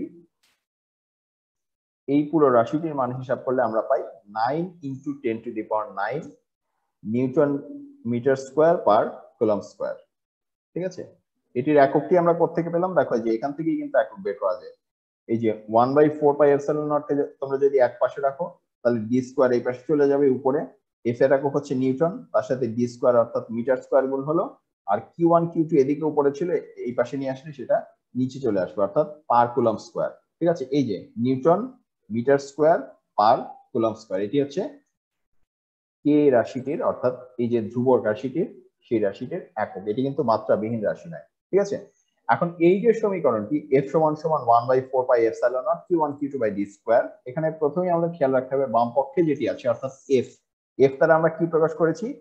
f দ্বারা আমরা হচ্ছে আকর্ষণ বা বিকর্ষণ যাই হোক আমরা যেটি প্রকাশ করেছি সেটি একটি বল হচ্ছে একটি ভেক্টর রাশি। তার মানে অবশ্যই এখানে আসলে একটি দিকের ব্যাপার আছে।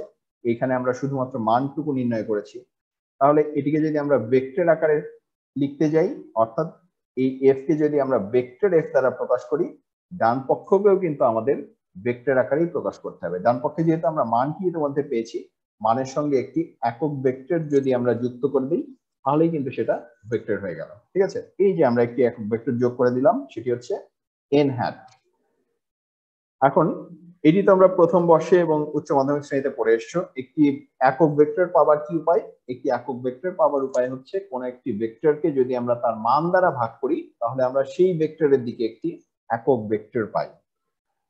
ঠিক আছে, তাহলে এখানে আমরা ভাগ করার মতো ভেক্টর এই পাশে কি আছে? এই যে ডি, অর্থাৎ দূরত্বও কিন্তু ভেক্টর হিসাবে প্রকাশ করার যোগ্য। তাহলে এখানে যদি আমরা ডি ভেক্টরকে ডি দ্বারা ভাগ করি, অর্থাৎ ডি ভেক্টরকে এর মান দ্বারা ভাগ করি, এই যে একটা ডি স্কয়ার তো ছিলই, তার সাথে আবার ডি ডিভাইডেড বাই ডি এর মানের জন্য আরেকটা ডি চলে আসলো, সেখানে তখন একটা ডি কিউব চলে আসছে। ঠিক আছে, এই যে এখানে ইটা হচ্ছে একটা একক ভেক্টর যেখানে বা এন হ্যাট, যেখানে এন হ্যাট সমান সমান vector D divided by D এর মান, অর্থাৎ vector D divided by scalar D. এখন এই যে এখানে তো ডি স্কয়ারের দুইটা ডি অলরেডি আগে থেকে ছিলই, এর সাথে যখন তুমি আবার ডি বাই ডি বসালে, অর্থাৎ vector D by scalar D বসালে, এই ডি আর এই ডি স্কয়ার মিলে মোট ডি কিউব হয়ে গেল। তাহলে ভেক্টর এফ সমান সমান 1/4 pi epsilon naught into q1 q2 by d cube into vector D. এটাই হচ্ছে কুলম্বের সূত্রের ভেক্টর রূপ। ঠিক আছে, এই যে এটি হচ্ছে কুলম্বের সূত্রের ভেক্টর রূপ। ক্লিয়ার? আচ্ছা,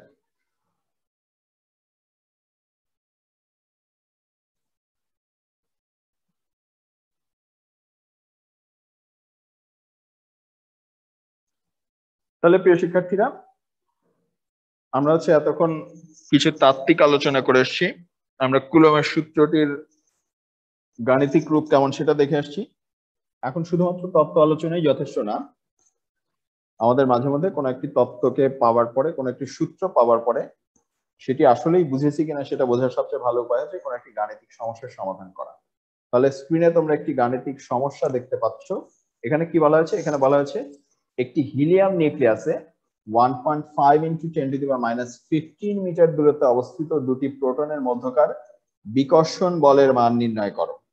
কি বলা হয়েছে? একটি হিলিয়াম নিউক্লিয়াসে 1.5 × 10⁻15 মিটার দূরত্বে অবস্থিত দুটি প্রোটনের মধ্যকার বিকর্ষণ বলের মান নির্ণয় করো। ঠিক আছে, এখন আসলে এখানে এটি হিলিয়াম নিউক্লিয়াসে আছে না ফুটবলের মধ্যে আছে সেটি কোনো ব্যাপার না। আসলে কি ব্যাপার, এখানে প্রথম তথ্য যেটা দেয়া আছে সেটা হচ্ছে এখানে দুইটা প্রোটন আছে এবং সেই প্রোটন দুইটার মধ্যে দূরত্ব হচ্ছে 1.5 × 10⁻15 মিটার। তোমাকে কি করতে হবে? তোমাকে বের করতে হবে এদের মধ্যে বিকর্ষণ বলের মান। তাহলে অঙ্ক করতে গেলে আমরা প্রথমেই কি করি? আমরা প্রথমেই আগে খোঁজ করি যে আমরা কি জানি। আমরা তো অনেক কিছু জানি। এখন আমরা যা যা জানি সবকিছু তো আর এই নির্দিষ্ট অঙ্কের জন্য লাগবে না। যেটুকু লাগবে আমরা সেটাকে আগে চিহ্নিত করব। কি কি লাগবে? এখানে এই প্রবলেমটি সলভ করার জন্য, এই সমস্যাটি, এই গাণিতিক সমস্যাটি সমাধান করবার জন্য আমাদের প্রথমেই যেটা প্রয়োজন হবে যে এই সংক্রান্ত আমরা কি জানি সেটা লিখে ফেলা। আমরা কি জানি? আমরা আজকে শিখে এসেছি f সমান সমান 1/4 pi epsilon naught q1 q2 by r square. এখানে কি বলা হয়েছে? দুটি প্রোটনের মধ্যকার বিকর্ষণ বল। এটি আমরা জানি যে প্রোটনের চার্জ এবং ইলেকট্রনের চার্জ আসলে একই। অর্থাৎ এখানে আমাদের কি কি প্রয়োজন হবে? আমাদের q1 এর মান প্রয়োজন হবে, q2 এর মান প্রয়োজন হবে, r এর মান প্রয়োজন হবে এবং 1/4 পাই এপসাইলন নট এর মান প্রয়োজন হবে। তাহলে আমাদের কি কি দেয়া আছে সেটি একটু তালিকা করে ফেলি। এখানে কি কি দেয়া আছে? প্রথমেই যেটি দেয়া আছে যে এদের মধ্যবর্তী দূরত্ব, অর্থাৎ যেটিকে আমরা r দ্বারা প্রকাশ করি, সেই দূরত্বটি হচ্ছে 1.5 × 10⁻15 মিটার। ঠিক আছে, এটি হচ্ছে আমাদের একটি অংশ পেলাম। এরপরে বলা হয়েছে যেহেতু আরেকটি তথ্য আমাদের বলা আছে এখানে দুটি প্রোটনের মধ্যকার বিকর্ষণ বল, অর্থাৎ এখানে ক্রিয়াশীল যে চার্জ তারা হচ্ছে একটি প্রোটনের যে চার্জের মান সেটা, অর্থাৎ এই যে Q1 এবং Q2 দুজনের চার্জের মান আসলে একই। কত? Q1 এর মানও যা, Q2 এর মানও তাই, এবং সেটি হচ্ছে 1.6 ইন্টু 10⁻⁻19 কুলম্ব। ঠিক আছে? তাহলে দেখো এই যে ডান পক্ষের প্রায় সবকিছুই কিন্তু পেয়ে গেছি। আরেকটা জিনিস কি একটু আগেই আমরা পড়ে এসেছি 1/4 পাই এপসাইলন নট এর মান কত? অনেকেরই মনে আছে, এটা হচ্ছে 1/4 পাই এপসাইলন নট। এই ধ্রুবকটির মান হচ্ছে 9 into 10⁹ newton metre square per coulomb square. ঠিক আছে? তাহলে দেখো এখন এই যে বলের পরিমাণ হিসাব করতে আমাদের যা যা লাগবে, 1/4 পাই এপসাইলন নট লাগবে, Q1 লাগবে, Q2 লাগবে, আর এর মান লাগবে। এই যে আমরা যে তালিকাটা করলাম তার মধ্যে আমরা সব মান পেয়ে গেছি না? আমরা আর এর মান পেয়ে গেছি, আমরা Q1 এবং Q2 এর মান পেয়ে গেছি, আমরা 1/4 পাই এপসাইলন নট এর মান পেয়ে গেছি। এরপরের কাজ তো খুবই সহজ, আমরা মানগুলো বসিয়ে দিয়ে ক্যালকুলেটর ব্যবহার করে হিসাবটি করে ফেলবো। তাহলে আমরা কি করি, আমরা প্রথমে হচ্ছে এই সূত্রে, যে সূত্রটি আমরা ইতিমধ্যে লিখে রেখেছি তার মধ্যে এবার মানগুলো বসিয়ে দেবো। তাহলে 1/4 পাই এপসাইলন এর মান হচ্ছে 9 এই যে Q1 এবং Q2 যেহেতু একই মান, সে কারণে আমরা একবারে 1.6 ইন্টু 10⁻⁻19 এটির স্কোয়ার হিসাবে লিখলাম। ঠিক আছে? এই যে Q1 Q2 দুইটাই কিন্তু একবারে আছে। এরপরে আর স্কোয়ার, এই যে আর এর মান ছিল 1.5 ইন্টু 10⁻15 মিটার, এটির স্কোয়ার। ঠিক আছে? এই যে এটি হচ্ছে 1/4 পাই এপসাইলন নট, এটি হচ্ছে Q1 Q2 এবং এটি হচ্ছে আর স্কোয়ার। তাহলে এবার আমরা একটু ক্যালকুলেটরে হিসাব করে ফেলি। হিসাব করলে আমরা পাই যে হিসাবপত্র করে এর মান আসে 1.02 ইন্টু 10⁻²। এরপরে কিন্তু আরেকটি ব্যাপার আছে, এখানে আমরা হয়তো এককটি বারবার লিখি না, কিন্তু আমরা যখন হিসাব শেষ করব আমাদের কিন্তু অবশ্যই একক ব্যবহার করতে হবে। দেখো এখানে আমরা যে এককগুলো ব্যবহার করেছি, এখানে মিটার ব্যবহার করেছি, কুলাম ব্যবহার করেছি, newton metre square per coulomb square ব্যবহার করেছি। এর প্রত্যেকটা কিন্তু এসআই একক। তাহলে আমরা যখন ডান পক্ষে সবগুলোতে এসআই একক ব্যবহার করেছি, আমরা অবশ্যই ফলাফলটি এসআই এককেই পাবো। আমরা কাকে নির্ণয় করছি? আমরা নির্ণয় করছি হচ্ছে একটি বলের মান। তাহলে বলের এসআই একক হচ্ছে নিউটন, অর্থাৎ আমরা এখানে যেই সংখ্যাটি পাবো সেটি অবশ্যই নিউটনের বিকর্ষণ বলের মান নির্দেশ করে। তাহলে আমরা এখানে কি লিখবো?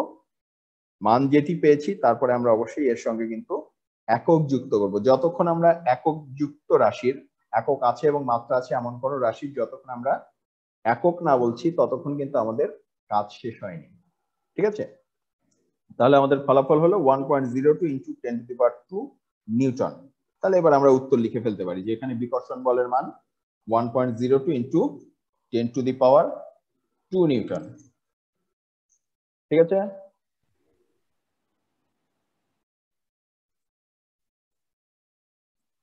আচ্ছা, তাহলে আমাদের আজকের ক্লাসের আমরা প্রায় শেষের দিকে চলে এসেছি। প্রথম ক্লাস, সময় একটু বেশি লেগে যাচ্ছে। এরপরের অংশটি গুরুত্বপূর্ণ এবং এটি কিন্তু আমি একবারই দেখাবো, যেহেতু এটি তোমাদের প্রথম ক্লাস। এটি তোমাদের অনেকেরই প্রশ্ন থাকে যে এই যে অনলাইন ক্লাস আমি কোথায় খুঁজে পাবো। অনলাইন ক্লাসের কিন্তু বিপদ আছে। কি বিপদ? প্রথম বিপদ হচ্ছে এটির জন্য, অনলাইন ক্লাসের জন্য আমরা কিন্তু আরো বিভিন্ন জিনিসের উপরে নির্ভরশীল। কেমন? এর আগে কি হতো, যতদিন করোনা ছিল না, করোনার পূর্বে হচ্ছে তোমরা ক্লাসরুমে আসতে, ক্লাসরুমে তোমাদের বসতে দিতাম, সেখানে তোমরা ক্লাসই করতে। ক্লাসরুম যতক্ষণ ঠিক আছে ততক্ষণ কিন্তু তোমাদের ক্লাস নিয়ে আর কোনো সমস্যা নেই। ক্লাসরুম আছে, ক্লাসে শিক্ষক আছেন, ক্লাসে ছাত্র আছে, ক্লাস হয়ে যাবে। এখন অনলাইন ক্লাসে কিন্তু ব্যাপারটি এত সহজ নয়। এত সহজ নয় কেন? কারণ প্রথমত এখানে অনলাইন ক্লাসে যুক্ত হওয়ার জন্য তোমাদের অনেক কিছু লাগে। আইসিটি ক্লাসে তোমরা পড়ে এসেছো যে নেটওয়ার্কের যে বিভিন্ন উপাদান, তোমাদের প্রথমেই হচ্ছে একটা ডিভাইস লাগবে। আবার খালি ডিভাইস হলেই হবে না, ডিভাইসে নেটওয়ার্ক থাকতে হবে, তারপরে সেখানে বিদ্যুৎ সংযোগ প্রয়োজনে থাকতে হবে, তোমার মোবাইল ফোনে চার্জ থাকতে হবে। এরকম বহু রকমের ঝামেলা কিন্তু আছে। এখন হতেই পারে যে ঠিক ক্লাসের সময় হয়তো তোমার এলাকায় নেটওয়ার্ক নাই, এমন দুর্ঘটনা তো হতেই পারে। এমন হতেই পারে যে ঠিক ক্লাসের মুহূর্তে তোমার এলাকায় খুব ভয়াবহ ঝড় শুরু হলো, নেটওয়ার্ক পাওয়া যাচ্ছে না। এমন হতেই পারে যে ঠিক ওই মুহূর্তে কোনো কারণে তুমি মোবাইলে চার্জ দিতে পারো। ঠিক আছে? কিংবা হয়তো তুমি কোনো জরুরি কাজে আটকে গেছো, কিংবা হয়তো যে কোনো কারণেই হোক ওই মুহূর্তে তুমি যুক্ত হতে পারছো না। সেই ক্ষেত্রে মন খারাপ করার কোনো কারণ নেই, কারণ এই যে ফিজিক্স ডিপার্টমেন্টে যে যতগুলো ক্লাস হবে তার প্রত্যেকটা আমরা কিন্তু রেকর্ডেড ক্লাস হিসাবে পরবর্তীতে তোমাদের যে কলেজের ফেসবুক পেজ আছে এবং আমাদের বিভাগের যে ফেসবুক পেজ আছে সেখানে শেয়ার করি। এটা তোমরা ইতিমধ্যে হয়তো দেখেছো এর আগে তোমরা প্রথম ক্লাসটি যারা দেখেছো, তোমাদের দ্বিতীয় বর্ষের জন্য একটি পরিচিতিমূলক ক্লাস নিয়েছিলাম। সেখানে আমরা দেখেছিলাম কি দেখেছিলাম, সেখানে আমরা হচ্ছে এই যে edwardcollege.edu.bd আমরা দেখেছিলাম। এটি হচ্ছে আমাদের সরকারি এডওয়ার্ড কলেজ পাবনার একমাত্র অফিসিয়াল ওয়েবসাইট, এবং এই অফিসিয়াল ওয়েবসাইটের সাথে যে ফেসবুক পেজটি লিংক করা আছে সেটি হচ্ছে আমাদের একমাত্র অফিসিয়াল ফেসবুক পেজ কলেজের। এবং এই ফেসবুক পেজ থেকে আবার যেই পদার্থবিজ্ঞান বিভাগ সরকারি এডওয়ার্ড কলেজ পাবনার পেজ শেয়ার করা হয় বা বিভিন্ন পোস্ট শেয়ার করা হয়, সেটি হচ্ছে পদার্থবিজ্ঞান বিভাগের একমাত্র অফিসিয়াল পেজ। সো তোমাদের যে কোনো তথ্য কিন্তু ঘুরে ফিরে এই তিনটার মধ্যেই খুঁজে পাবে। ঠিক আছে, এই যে আমাদের ওয়েবসাইটের ঠিকানা কি, আমাদের ওয়েবসাইটের ঠিকানা হচ্ছে edwardcollege.edu.bd। ঠিক আছে, আচ্ছা তাহলে এই পর্যন্ত যদি ঠিক থাকে, এখন আমরা একটু দেখে নেই। এই যে তোমরা যারা মোবাইল ফোন থেকে দেখো, তোমরা যারা মোবাইল ফোন থেকে ব্রাউজ করো, তারা সম্ভবত এমন একটি চেহারা দেখবে। কি দেখবে, এই যে এখানে edwardcollege.edu.bd তে গেলে দেখবে যে আমাদের ওয়েবসাইটের চেহারাটি হচ্ছে এমন। ঠিক আছে, এই ওয়েবসাইট থেকে আবার তোমরা কোথায় যেতে পারো, এই যে সরকারি এডওয়ার্ড কলেজ পাবনার যে ফেসবুক পেজ সেটি হচ্ছে এমন দেখতে, এবং আমাদের পদার্থবিজ্ঞান বিভাগ সরকারি এডওয়ার্ড কলেজ পাবনার যে ফেসবুক পেজ সেটি হচ্ছে এমন দেখতে। তোমাদের যাবতীয় অফিসিয়াল তথ্য কিন্তু ঘুরে ফিরে হয় কলেজের ওয়েবসাইটে পাবে, না হয় কলেজের ফেসবুক পেজে পাবে, অথবা পদার্থবিজ্ঞান বিভাগের ফেসবুক পেজে পাবে, পদার্থবিজ্ঞান সংক্রান্ত যে নোটিশ সেগুলি। ঠিক আছে, আচ্ছা এখন আমরা আরেকটু দেখে নিই। এই যে এই কলেজের ফেসবুক পেজে আবার যেই পদার্থবিজ্ঞান বিভাগের বিভিন্ন পোস্ট শেয়ার করা হয়, যে তোমাদের নোটিশটি যেভাবে শেয়ার করা হয়েছিল, এটা হচ্ছে আমাদের অফিসিয়াল বিভাগের অফিসিয়াল ফেসবুক পেজ। ঠিক আছে, এই যে তোমাদের নোটিশ দেওয়া আছে, এবং বিভিন্ন সময় এই যে এখানে দেখতে পাচ্ছ যে 15 তারিখে তোমাদের একটি ক্লাস আমরা শেয়ার করেছিলাম। এটি হচ্ছে 15 তারিখে দুপুর 12টায় হয়েছিল। এটিতে কি ছিল, এটিতে কিন্তু আমরা দ্বিতীয় বর্ষের পাঠ্যসূচি আলোচনা করেছিলাম। অনলাইনে কোথায় প্রয়োজনীয় তথ্যটি খুঁজে পাবে সেই সম্পর্কে সেদিনও আমরা আলোচনা করেছিলাম, এবং জুমের মাধ্যমে আমরা কি করে অনলাইন ক্লাসে যুক্ত হব, কি পদ্ধতিতে, সেটির কিন্তু একটা নির্দেশনা ছিল। তোমাদের অনেকেরই হয়তো মনে আছে। এই যে তোমাদের এখন যদি আমি একটু নামগুলো পড়ে শোনাই, এই মুহূর্তে যারা যারা যুক্ত আছো, তানিয়া 191923 কিছু একটা, এরপরে 192370 নাম নাই, এরপরে আফরিন আহমেদ, এরপরে আছো আশফাক একে, এরপরে আছো আরিফিন আহমেদ, এরপরে ফাহিম ব্র্যাকেটে হচ্ছে রেজিস্ট্রেশন নাম্বার, জারিন তাসমিন ব্র্যাকেটের রেজিস্ট্রেশন নাম্বার, কানিস ফাতেমা ব্র্যাকেটের রেজিস্ট্রেশন নাম্বার। একজনও ক্লাসে আজকে উপস্থিত নাই যাকে আমরা ক্লাসে রাখতে পারি। যারা এখনো বোঝো নাই তারা হচ্ছে এই ক্লাসটি একটু কষ্ট করে দেখে নিবা। এখানে নির্দেশনা দেওয়া আছে যে তোমরা যখন যুক্ত হবা, যুক্ত হওয়ার সময় প্রথমে রেজিস্ট্রেশন নাম্বার লিখবা, এরপরে তোমাদের নামটা লিখবা। ঠিক আছে, বোঝা গেছে? তুমি যখন তোমার জুমে যখন যুক্ত হবা, কিভাবে যুক্ত হবা সেটি এই অনলাইন ক্লাসে আলোচনা করা আছে। ঠিক আছে, যারা এখনো জানো না এই ক্লাসটা দেখে নিবা। ক্লিয়ার? আচ্ছা, এরপরে হচ্ছে এই যে ক্লাসগুলি আমরা নেব, একটু আগে কি বলেছিলাম যে ক্লাসগুলি অনেক সময় বিভিন্ন কারণে তো মিস হতেই পারে। যদি কোনো কারণে মিস হয়ে যায়, বা অনেক সময় ক্লাস করার পরেও অনেক সময় মনে হয় আরে ওই সময় তো ক্লাসের ব্যাপারটা ভালো মতো বুঝতে পারি নাই, আবার যদি একটু দেখতে পারতাম। এই আবার যদি একটু দেখতে পারতাম কিন্তু তোমার আগে কখনোই সম্ভব ছিল না, এখন কিন্তু সম্ভব। কেন সম্ভব? কারণ তোমার এই অনলাইন ক্লাসটি আমরা রেকর্ড করে কলেজের ফেসবুক পেজে কিংবা ইউটিউব চ্যানেলে রেখে দিচ্ছি। তাহলে এই যে এখানে যদি তুমি ক্লিক করো, এখানে ক্লিক করলে তুমি চলে যাবে হচ্ছে এই ইউটিউব চ্যানেলে, যেখানে এই ক্লাসগুলো স্থায়ীভাবে সংরক্ষিত থাকবে। ঠিক আছে, এখান থেকে তোমরা কোথায় যাবে? তোমরা প্রথমেই একবারে খুঁজে পাওয়ার জন্য সবচেয়ে সোজা জায়গা হচ্ছে এইটা, এখানে কি লেখা আছে প্লে লিস্ট। তোমরা হচ্ছে প্লে লিস্টে ক্লিক করবা। প্লে লিস্টে ক্লিক করলে তোমরা যেটি পাবে, দেখবে অনেকগুলো প্লে লিস্ট আসছে। তার মধ্যে এই যে একটা প্লে লিস্ট দেখো, এখানে কি নাম দেয়া, পদার্থবিদ্যা 3 নন মেজর। ঠিক আছে, এরপরে হচ্ছে এই প্লে লিস্টে ক্লিক করবে।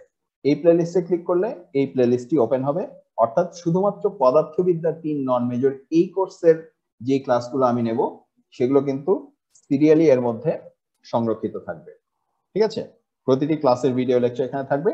হয়তো যদি যেদিন ক্লাস হবে সেদিন সাথে সাথে নাও পেতে পারো, আপলোড করতে কিছুটা সময় লাগে, হয়তো সর্বোচ্চ পরের দিন, কিন্তু 24 ঘন্টার মধ্যে তুমি এই ক্লাসটি ইউটিউব চ্যানেলে পেয়ে যাবে। ঠিক আছে, এখন এই পর্যন্ত যেহেতু তোমাদের একটি মাত্র ক্লাস নেওয়া হয়েছিল, পরিচিতিমূলক ক্লাস, এখানে শুধুমাত্র এটাই দেখা যাচ্ছে, এই যে, ঠিক আছে। তাহলে আমরা একটু দেখে নিই যে এটাকে বড় করলে আবার কি পাবো। এটাকে এই যে এখানে যখন তুমি ক্লিক করবে দেখবে ভিডিওটি শুরু হবে। এই যে এর আগের ক্লাসে আমি যেটি আলোচনা করেছি সেটা হচ্ছে তোমাদের জন্য গুরুত্বপূর্ণ যেটি, যে অনলাইনে প্রয়োজনীয় তথ্য কোথায় খুঁজে পাওয়া যাবে এবং জুমের মাধ্যমে অনলাইন ক্লাসে কিভাবে যুক্ত হবে। ঠিক আছে, এই দুটি অংশ যারা দেখোনি তারা আজকে একটু আবার দেখে নিবা। এখানে যেহেতু ক্লাসে যুক্ত হওয়ার পদ্ধতি কারোই সঠিক হয়নি, তার মানে প্রথম দিন ভুল হতেই পারে, কিন্তু দ্বিতীয় দিন থেকে কিন্তু আর ভুল হওয়ার সুযোগ নাই। ঠিক আছে, ক্লিয়ার? আচ্ছা, তাহলে প্রিয় শিক্ষার্থীরা, আমরা আমাদের এই আজকের ক্লাসের একদম শেষ প্রান্তে চলে এসেছি। পরবর্তী ক্লাসের আগ পর্যন্ত সবাই সুস্থ থাকো, নিরাপদে থাকো এবং অবশ্যই স্বাস্থ্যবিধি মেনে চলে পরিবারের সকলকে নিয়ে ভালো থাকো।